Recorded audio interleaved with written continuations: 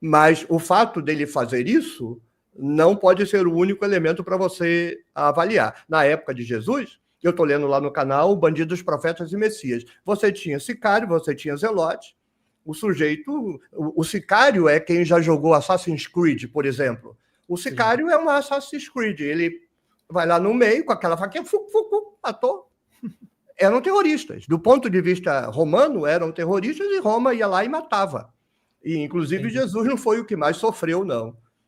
Roma fazia tortura muito pior do que a crucificação. Quando vocês ouviram, a crucificação é a maior tortura, mas tem tortura muito pior. Um dos messias do primeiro século foi todo escovado com escovinha de ferro, aí ele tira sua pele todinha, você fica em carne viva da cabeça aos pés e é exposto numa pedra e ainda joga um sal. Aí, quem achar que ser crucificado é pior do que isso não tem a mínima ideia do que é tortura, não.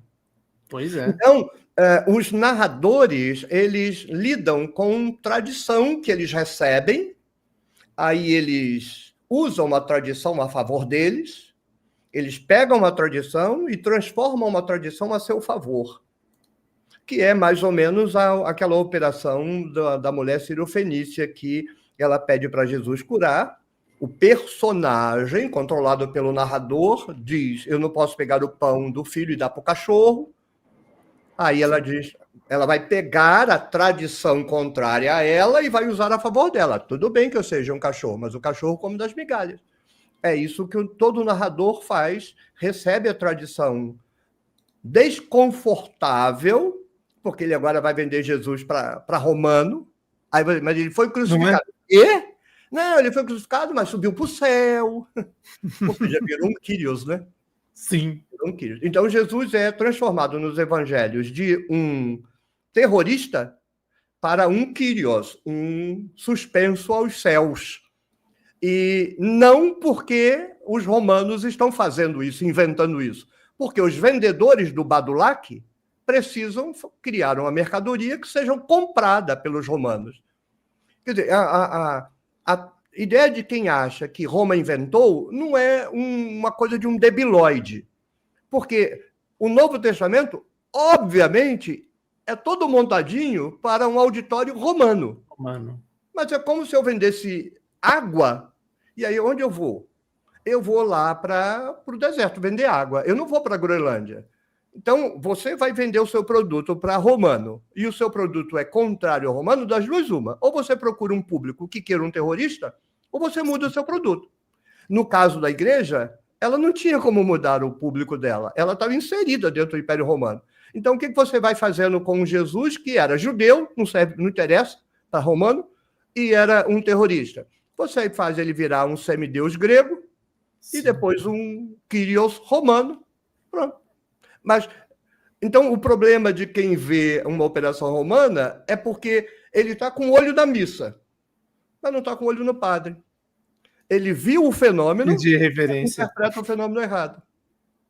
Mas é melhor que dizer que Jesus era um cogumelo. É melhor. Nadador é igual a América, na época do meu avô, que meu avô torcia para a América do Rio. Nadava, morria na praia. Mesma coisa. Ou então usar aquela frase do Tevez, né? Tanta preparação para absolutamente nada. Exatamente. Mas tem a vantagem de que eles percebem que o Novo Testamento empodera Roma. O problema é que eles entendem errado por que é assim. Exatamente. É impossível, né? O Império Romano poderia inventar um Jesus divino que pudesse ser competido com ele mesmo. Olha só, acabou de surgir aí essa notícia de que acharam aquele mosaico lá em Meguido, o Deus Jesus Cristo. Aquilo é uma construção greco-romana, provavelmente grega, porque está cheio de nome grego lá no achado arqueológico. Mas qual é o problema dessa declaração? E eu já vi um monte de gente caindo na armadilha. O sujeito é cristão, o sujeito é um ateu, mas a cabeça dele funciona de modo monoteísta, então o Deus Jesus Cristo ele já enfia monoteísmo ali dentro. Essa declaração não é monoteísta, essa declaração é politeísta. Você não fala o Deus Jesus, você fala Jesus e sabe que é o único Deus porque na sua cabeça tem a bobagem monoteísta. No candomblé, você não fala o orixá Exu. Você fala Exu. Você fala Xangô. Todo mundo sabe que tem um monte. Então, quando você fala o Deus Jesus, é porque tem o Deus Jesus, tem o Deus Hermes, tem a deusa Cibele. É uma declaração politeísta. Então, Jesus ter sido divinizado não tem absolutamente nenhuma relação, nem a favor nem contra o Império Romano. Ele foi divinizado por comunidades greco-romanas, jamais teria sido divinizado por comunidades judaicas.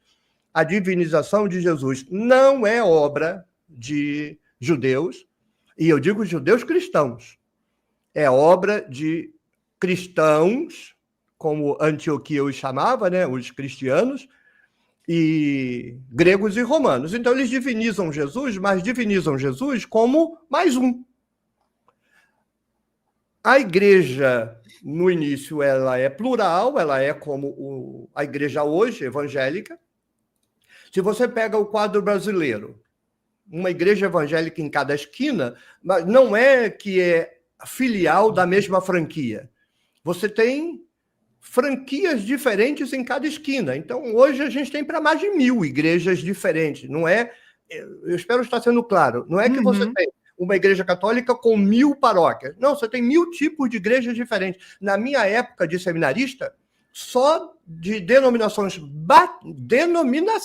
batista nos Estados Unidos tinha mais de 90. Nossa. Mas cada uma ensina uma doutrina diferente, mas o Jesus é monoteísta. Pegue esta situação de hoje, leve para o 1º século. Não existe igreja primitiva, são igrejas primitivas, e dê tratamento politeísta a isso. A igreja não nasce monoteísta, a igreja não nasce monolátrica, ela nasce politeísta e polilátrica. Numa tradição específica, que vai redundar na tradição romana, e aí a gente poderia perguntar se Roma se serviu da igreja de Roma ou se a igreja de Roma se serviu de Roma. Evidentemente, a igreja que se dá bem é a igreja que está no império, né? Se alguém enxergar coincidência nisso. Mas essa tradição, que começa lá com Justino, Irineu, Tertuliano, nomes que ficaram na história, porque é a história dos vencedores.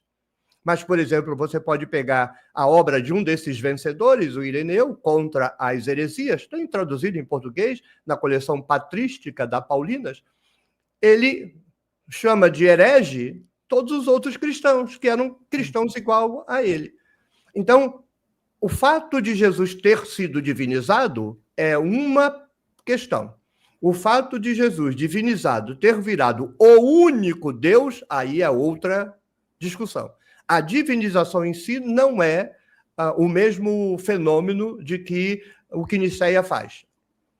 Nicéia é obrigada a fazer aquilo porque Jesus tinha sido divinizado. Entende? Não é Nicéia que faz. As comunidades não nicênicas, inclusive, na minha opinião, politeístas, divinizaram Jesus. E depois que Jesus foi divinizado, cá entre nós, você prefere um Jesus profeta ou um Jesus Deus? Um Jesus Deus, porque vai fazer macumba para você. Exatamente. A população quer Deus. Aí a população divinizou. Só que ninguém controla isso. Então, o que Nicéia tem que fazer? Bem, a gente desdiviniza e não ganha nada com isso? Ou diviniza? Vamos divinizar, mas então a gente vai virar politeísta? Não, é só inventar que é o mesmo. O mesmo fenômeno, Shaolin, mesmíssimo fenômeno, vai acontecer em Éfeso. Quando Nicéia declarou que Jesus era Deus, ela criou um problema, porque antes Maria era mãe de Jesus.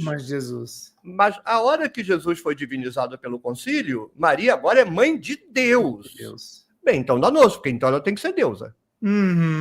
Aí o que Nicéia vai fazer? Vai tentar resolver isso. Não chega a declarar Maria deusa, mas faz o suficiente para a população transferir o culto das deusas. Era Ísis no norte da África, Diana na Turquia, na Europa, e Istar no Oriente Próximo. Tem um livro, A Verdadeira História dos Concílios, do Jean-Louis Schomberg. Esse livro esteve na minha mão e nunca mais eu consegui achar uma cópia dele. Eu li, não tenho mais ele, desgraçadamente.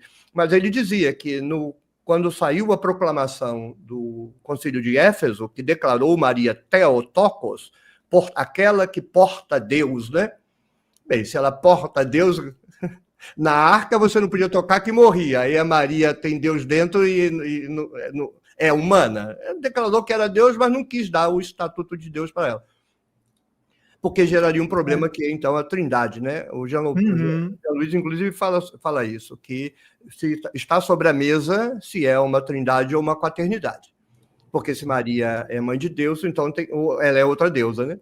A população pegou a estátua de Diana, botou um véu e saiu cultuando a antiga estátua de Diana como sendo Maria.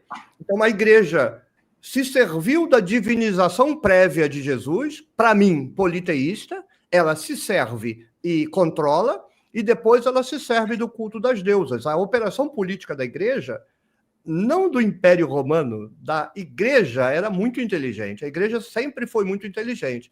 Mas sim. Por quê? Porque estava empoderada pelo Império, né? Porque antes, o que é preciso ficar claro, Nicéia não construiu os dogmas fundamentais do cristianismo. Chegaram todos prontos em Nicéia. Quem vai construir degrau a degrau são os pais da igreja, antes da decisão conciliar. O que o concílio, a única operação que o concílio vai fazer, como nem novidade porque ela apenas tomou partido formalmente das posições que já estavam sobre a mesa. Então, havia bispos que chegam em Nicéia já afirmando que Jesus era Deus, não criado, unigênito, e você tinha uma ala de bispos dizendo ele é Deus, mas não é Deus, então são deuses, e uma outra ala dizendo ele não é Deus. Então, Nicéia não chega a um resultado. Nicéia opta por uma posição. Tanto que, quando ela opta, a igreja racha, a igreja do Oriente, né? Oriente Próximo, briga com Roma. Vai acabar, no futuro, se separando definitivamente. Não por isso, mas no futuro acaba se separando. Então, o cristianismo foi se construindo independentemente de um centro. Quando o centro surge, Nicéia, que ainda não é Império Romano, tudo bem, Constantino chamou lá os bispos, deu comida, deu água. Mas não era Império Romano ainda. Não era, só vai ser 50 anos depois com Teodósio. Aí. Estamos aqui discutindo firula, porque sim, o Império bancou, mas não era o Império como representação formal oficial, só com Teodósio. O que Nicéia vai fazer, para mim, é fundamental, porque luta pelo valor monoteísta que mantém o caráter judaico da igreja. Essa é uma questão relevante, não vou aprofundar ela aqui, mas é uma questão muito importante. Por que a igreja manteve a posição monoteísta, mesmo depois de ter mandado o judeu para o inferno? A igreja defecou em cima do judaísmo. Tratou o judaísmo por 2000 anos como lixo. Mas por que ela ficou com esse valor monoteísta? Não precisava. Ela estava com o Império Grego, estava com o Império Romano, não o Império Grego, né? Com a cultura grega, o Império Romano, que eram politeístas. Ela podia trazer Jesus como um Deus. Então, nem Roma está nessa decisão. Essa decisão é cristã e é uma decisão que mantém um vínculo fundamental com a tradição judaica, mesmo que não confesse. Então, a igreja consegue tomar uma decisão judaica, somos monoteístas, e uma decisão contra-judaica. Jesus é Deus. Ninguém pode dizer que um judeu controlou ou que um grego controlou, porque a decisão parece que atende aos dois lados e, na verdade, não atende a lado nenhum, porque o judeu vai dizer isso aí é do demônio e o sujeito que não aceitasse a posição monoteísta diria isso aí é um absurdo. Como aconteceu, a facção oriental da igreja saiu acusando o concílio de politeísta. Vocês são politeístas. E não, você que não entendeu o dogma, é um Deus só. Como hoje se explica, né? Sim, sim.